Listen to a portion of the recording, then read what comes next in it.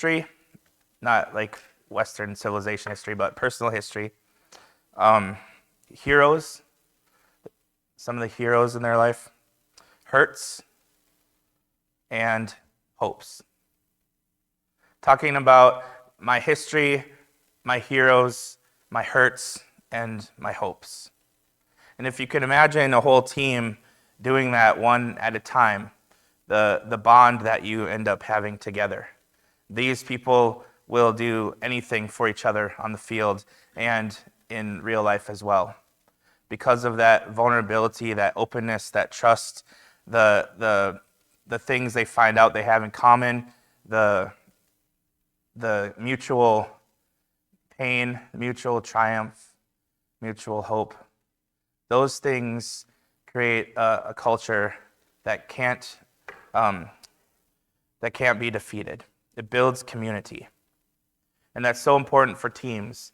No matter the age that you're at, adults, kids, whatever, a culture, a community is important for a team.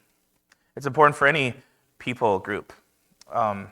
So just as a preview, we're going to be doing some of that. We're not going to force you to talk, but we'd love to have volunteers to just take a few minutes on a Wednesday night and share some of those things about you. Share it with the group. And we share that with you, and you share that with us, and we share it together. So that's a preview for Wednesday night. Because what that does is build stronger bonds of community, which is what this congregation, this body is about. That's one of Luke's goals and emphases in his two-part work, the gospel, and then the book of Acts. All of it is leading to the community that would eventually come to be known as the Way, or the church, or Christians. This is where all these stories are leading. And so even in the Gospels, we see little previews of that, little foreshadowings of either a community itself or a void and a question about community, with the answers coming ultimately in the church. But we see the need for it even in the Gospels.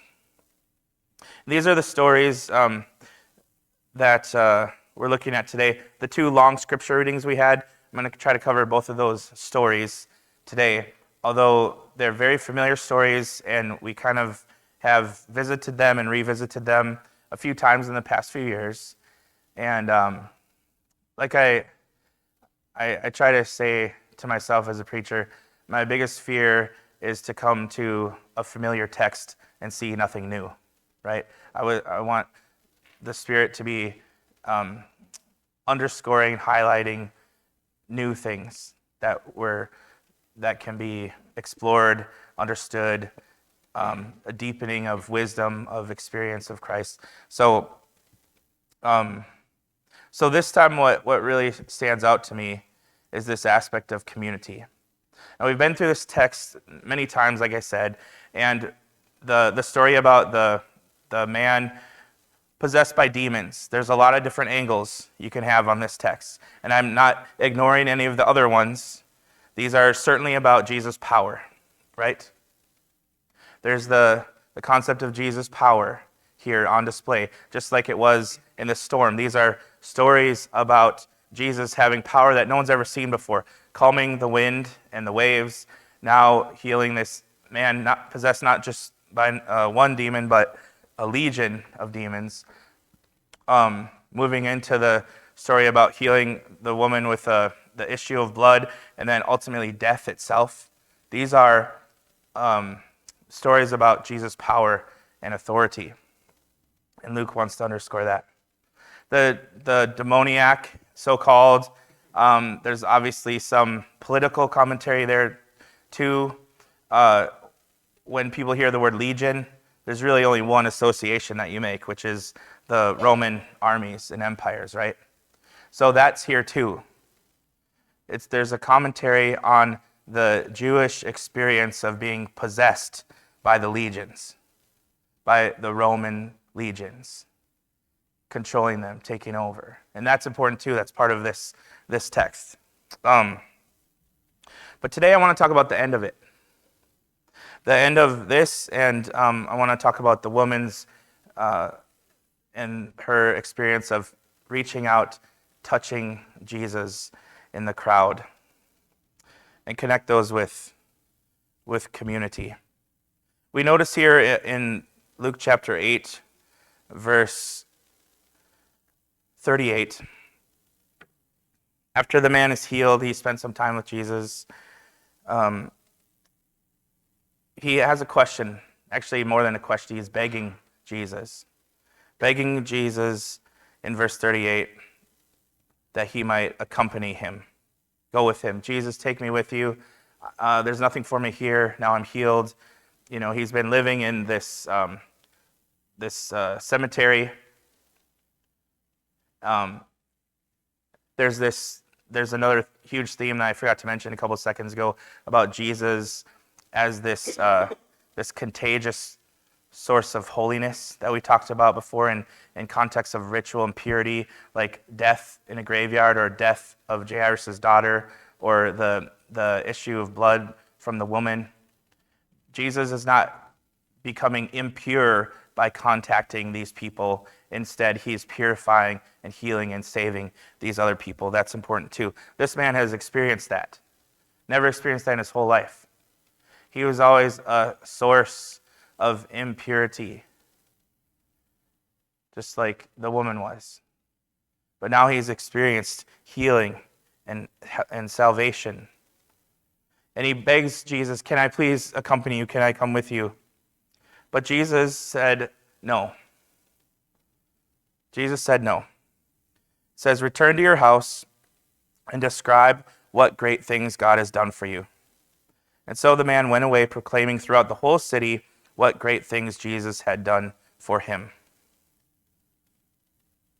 Same thing with this woman, right?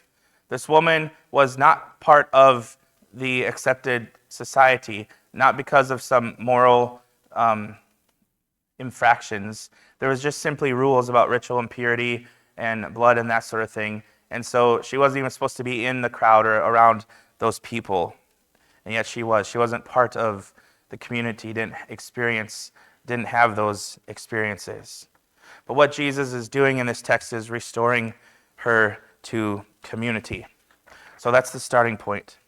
I want to read just for 60 seconds here from one of my favorite commentaries on Luke, our friend Fred Craddock. And the first part's about the demoniac, the second part's about the woman.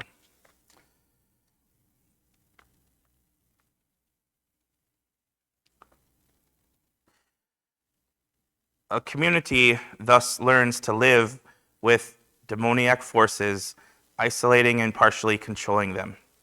If it is not spiritualizing the story too much to say this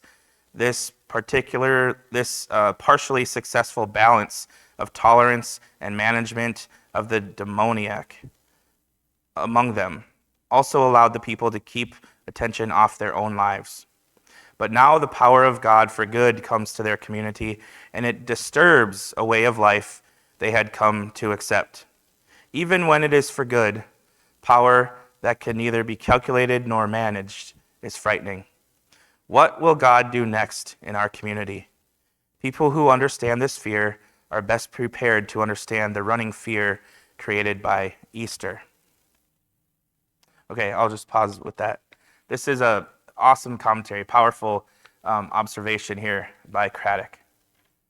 This dangerous, frightening question. God just did something in our community. What does that mean? What else might he do? And it's scary and it's frightening. But the point is that it's done to the community. This wasn't just done to the demoniac who was conveniently scapegoated into the tombs, right? They didn't have to deal with him. If he ever tried to come back, they would force him back out, maybe even chain him up or whatever. This guy is not part of our community. He carries our demons. That's his job. Doesn't even have a name. Probably the text doesn't even give a name for him. Does he even remember his own name? So identified he was with his own demons that became his identity, his name, Legion. So he has no place in a community. There isn't a place for him and his demons. So he's ostracized and marginalized and put out there. Well, what happens when he meets Jesus? Jesus says, don't come with me. There's a place for you in that community. And that makes the people uncomfortable. That's what this message is about. That's what Craddock is talking about. What if Jesus says this person's part of the community and it makes us uncomfortable? What if Jesus is doing something in someone's life that makes me uncomfortable? He goes on to say about the woman with the issue of blood.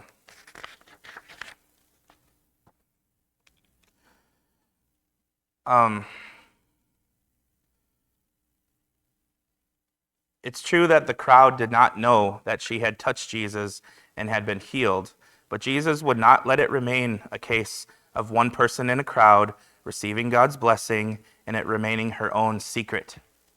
Jesus calls the woman out in front of all the people, and she tells what happened. And there before them, Jesus affirms her faith, and he blesses her. She has not only witnessed to the people, she has not only witnessed to the people, but now the people have to deal with her story and with her.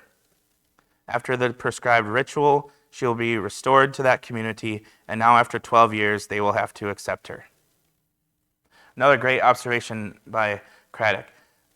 She has not only witnessed to the people, but now the people have to deal with her and her story. And now after 12 years, they will have to accept her. Again, discomfort. She's not supposed to be part of our community, and it makes us uncomfortable if she is, because we have a history. It's not like you're meeting a stranger. We know each other, and there hasn't always been good experiences here. We haven't always treated her the right way. There's some hurt there in her story. If she's telling her 4 H's, this is one of the hurts. The way that she has not been able or allowed to be part of the community for 12 years now. And part of this testimony of the community is, we haven't let her in. Same with the demoniac and that sort of thing. But I love Craddock's way of saying, now you have to look at me.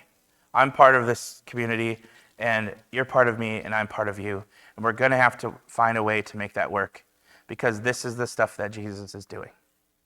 He's creating community out of people who have been estranged from each other, people who have hurt each other, people who may not have anything in common or have no foundation to establish relationship. But too bad, here you are, sit down and look at each other. This is the story of the church. This is the stuff that Luke is leading to. These are church problems. How can people so different, like a Jew and a Gentile, come together and be one in Christ? Well, it's pretty impossible for humans, but when the Spirit of God is involved, anything is possible. Everything is possible. One of the things I like to do from time to time is explore and understand more deeply a certain band, musical band. I personally like rock music a lot, so I'll explore different bands that I know their names, and they've been around for a while, and they're extremely popular, but I just haven't taken the time to explore their music and get to know what this group is about and appreciate it more deeply and understand their history and all that stuff. So, and this is pretty embarrassing. I could have just pretended I always knew about Fleetwood Mac, but I didn't, okay? So lately I was trying to explore Fleetwood Mac and really deep dive into their music, try to understand it, and the history and the story of the band. And it's pretty awesome, but it's also a wild ride.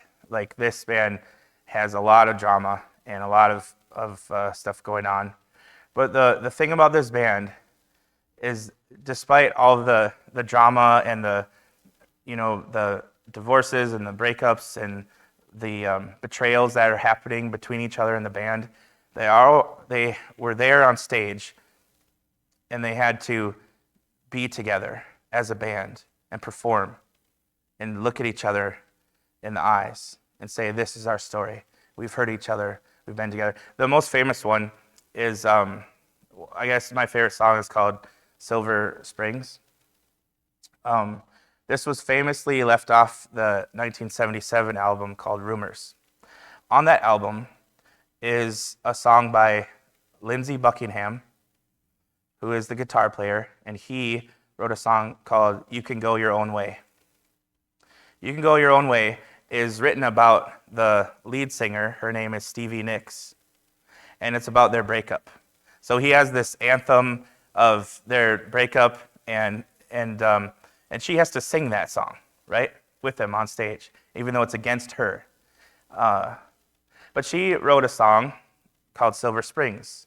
Silver Springs, to her, to Stevie, was this metaphor, this symbol for this idyllic life that she longed for and wanted and could have had with Lindsey, the guitar player, but he broke up with her, and so they never had that. It's a story about pain and heartache and all of that. She says, time casts its spell on you, but you won't forget me. I know I could have loved you, but you would not let me. I'll follow you down till the sound of my voice will haunt you. You'll never get away from the sound of the woman that loves you.